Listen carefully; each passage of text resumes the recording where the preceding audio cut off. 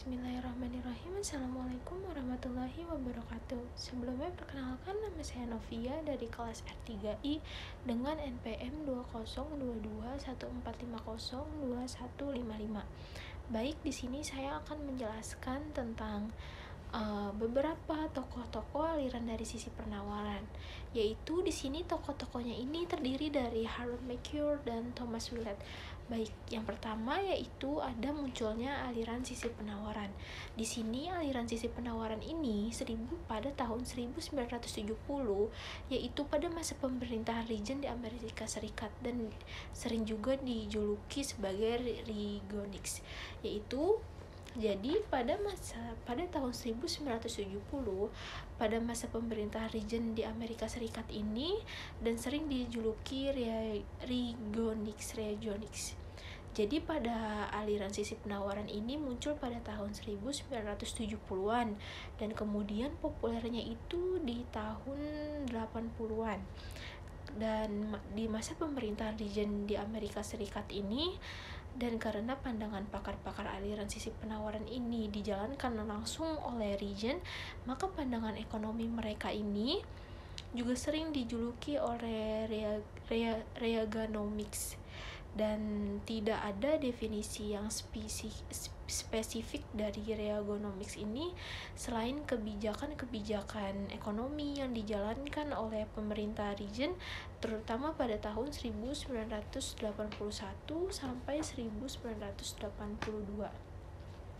Kemudian di sini ada latar belakang timbulnya sisi penawaran, yaitu ada pada tahun 1971 sampai 1973, perekonomian Amerika Serikat mengalami boom karena kebijakan fiskal dan moneter. Dan akibatnya perekonomian yang memanas pada tahun 1973, harga pangan dan baku ini mulai naik. Jadi pada tahun 1971 sampai sekitar tahun 1973 itu perekonomian di Amerika Serikat ini mengalami boom karena kebijakan fiskal dan moneter yang ekspansif dan periode-periode sebelumnya.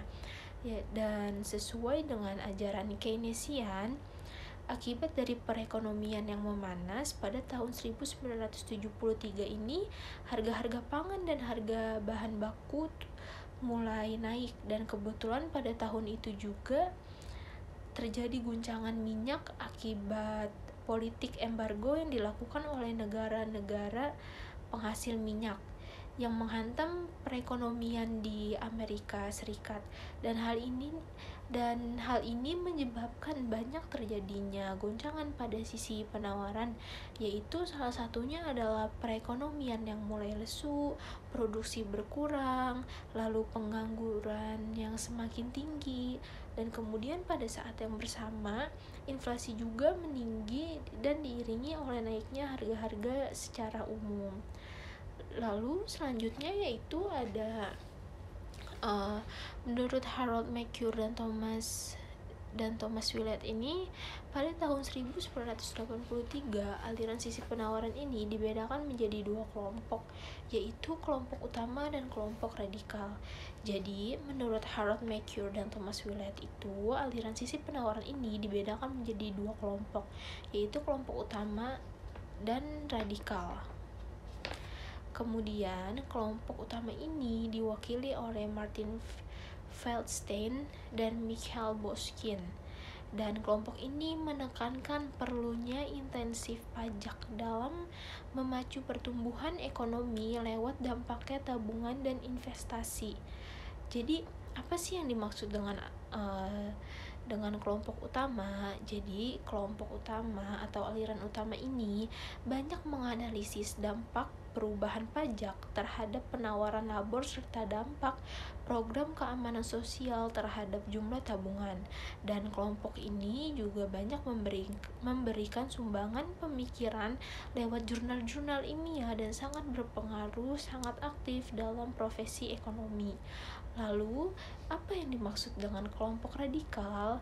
Jadi kelompok radikal di sini adalah kelompok yang mendapat publisitas lebih banyak, dan kelompok ini menyatakan bahwa pemotongan pajak akan bahwa pemotong pajak akan mendapatkan dampak positif terhadap tabungan ya, dan investasi dan penawaran tenaga kerja serta penerimaan total yang lebih banyak dari pajak.